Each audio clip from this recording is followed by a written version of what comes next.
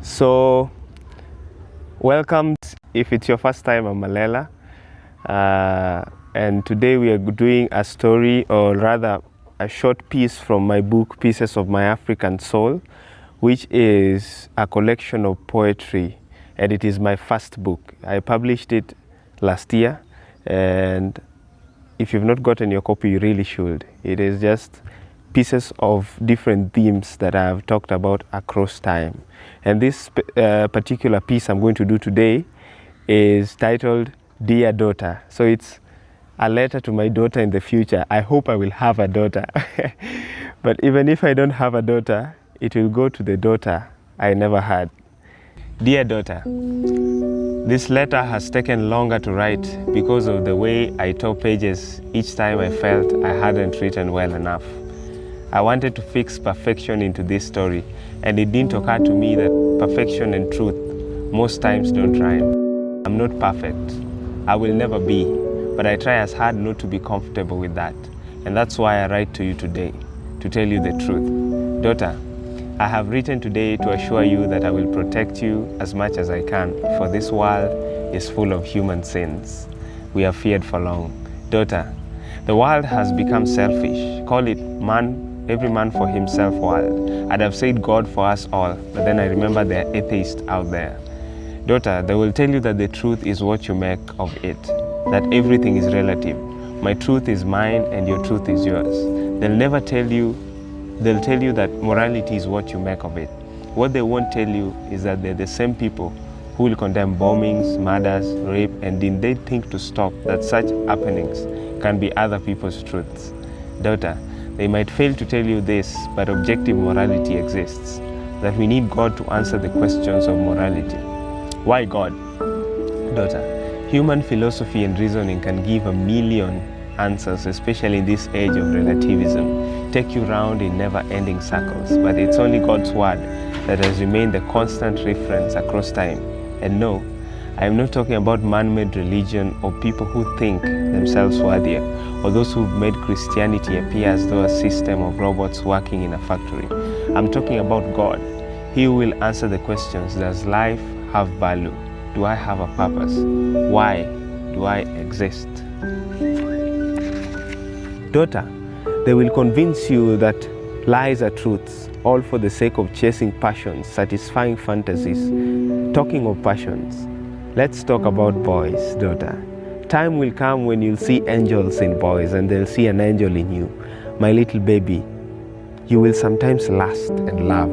You'll want to eat those boys whole. Sometimes you'll want to be wrapped around them like a koala bear to her cub. That's okay, baby girl. It proves that you're functioning just right, but you gotta be careful. Some will want to hold you and break you to pieces. They enjoy doing that. I call them the wrecking balls. Some will want to only stay for a moment then leave when you're just loving them. I call them voyagers, the birds of love who only perch to catch their breath. I hope you'll never meet them, daughter.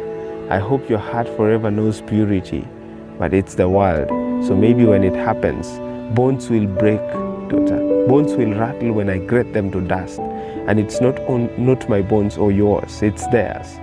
I speak so passionately for her. I have been there. Daughter, I have broken hearts so many times that I wish I could replay my life and correct my past, but I can't. It's a good thing I know the creator of time and existence, he who has gifted me the future, who has gifted me you. Daughter, for you I became a better person, and I'll always be here to protect you.